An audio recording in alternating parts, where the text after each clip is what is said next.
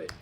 So, first of all, I would like to thank you to our dearest lecturer, which is Miss Kim, that had taught us about Islamic investment, and not only Islamic investment, also many subjects, and not only in the class, also outside the class, which is encouraging us and giving advice to us about our studies, and until helping us for our preparation for the internship.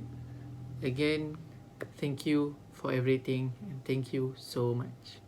Okay, so that's all, and let's get started.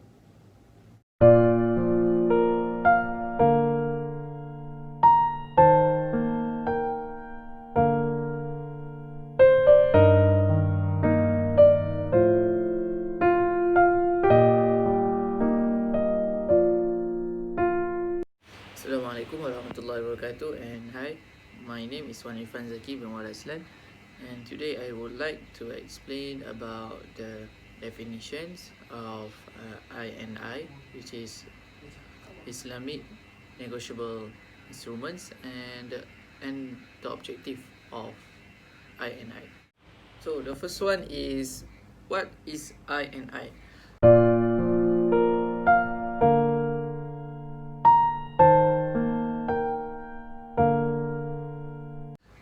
INI stands for Islamic Negotiable Instruments, which is also can define as a negotiable and a legally transferable by delivery through depository institutions, and customer also can sell the INI in the secondary market before the maturity date at the prevailing market rate. So based on the definition that I've told before, INI is a sum of money that is deposited in a bank or in a financial institution and repayable to the bearer on a specified future date at a nominal value of INI plus declared dividend. It also one of the Islamic product, which means the product itself is in accordance with the method of Sharia. What is the objectives of INI?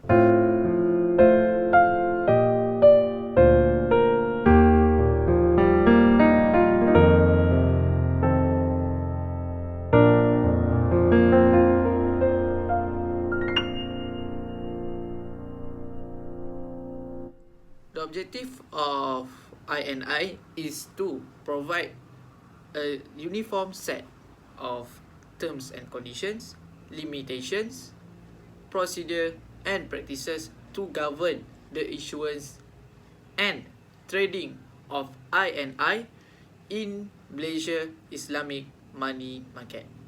And besides that, it also to ensure all of the transaction that happen is in accordance with Sharia. So next, we move on to the characteristic of INI.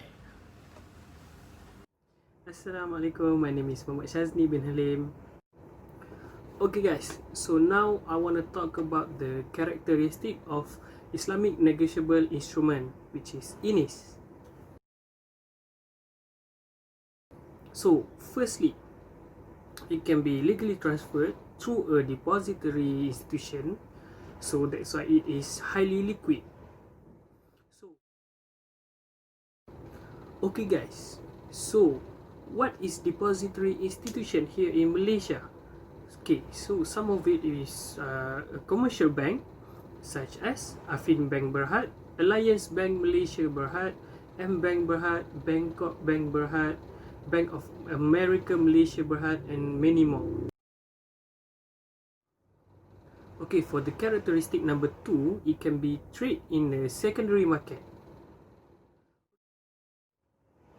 Okay, now what is secondary market? Okay, in stock market terminology, the term secondary market refers to the market which securities are freely traded by all market participants. For example, for some secondary market which include the stock and bond exchange, commodities futures exchange, and the foreign exchange market. Okay, for the third characteristic of Islamic negotiable instrument, it cannot be withdrawn prematurely, but it can be sold prevailing market rate even before its maturity date.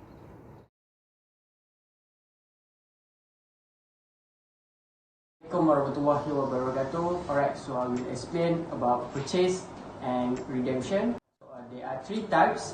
Okay, so number one, outright sale and purchase. Okay, so number two, type or trade in the secondary market. Number three, sell and buyback agreement. Okay, for the outright sale and purchase, basically the ownership transfer the Islamic negotiable instrument from seller to buyer without compulsion. Okay, and issuer can request to provide quota. And for the sell buyback agreement, there are two types of agreement. Okay, so number one, agreement, the seller sell the Islamic negotiable instrument and the investor buy it. Okay, so second agreement, the investor promise to sell back the Islamic negotiable instrument to the original owner on a specific price and date. We go to the requirement, okay, which is number one, approval. So basically the banking institution required to obtain Bank Negara Malaysia approval on a few application, which are application to be an issuer of Islamic negotiable instrument, application to be an authorized depository, and application to increase or to maintain an Islamic negotiable instrument issue limits. So to get approval from Bank Negara Malaysia, the banking instrument should follow some application which I said a moment ago. Okay, so that the agreement can be reached between the two parties. Okay, so we go next, precondition.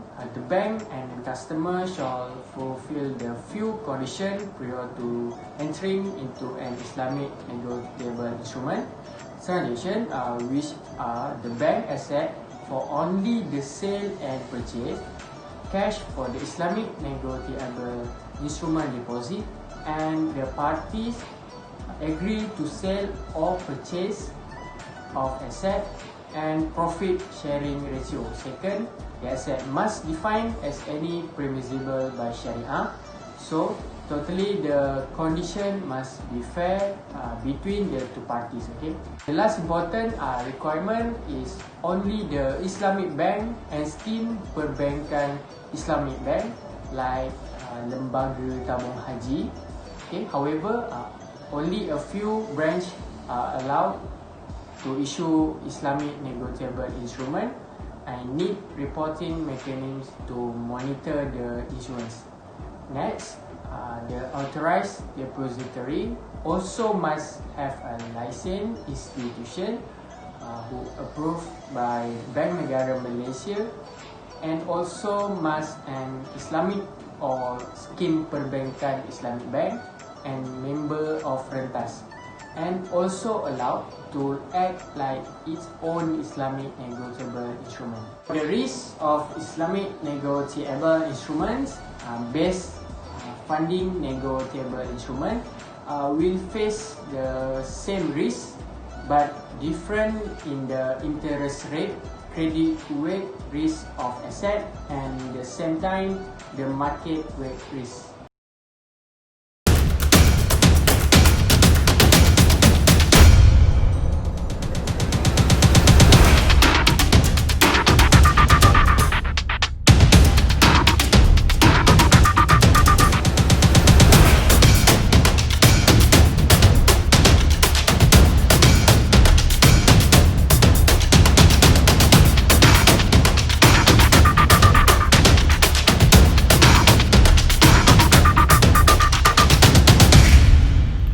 guys. So don't forget to hit the like button and thank you for watching. And also don't forget to share our video. Terima kasih kepada yang menonton. Terima kasih Daun Keladi.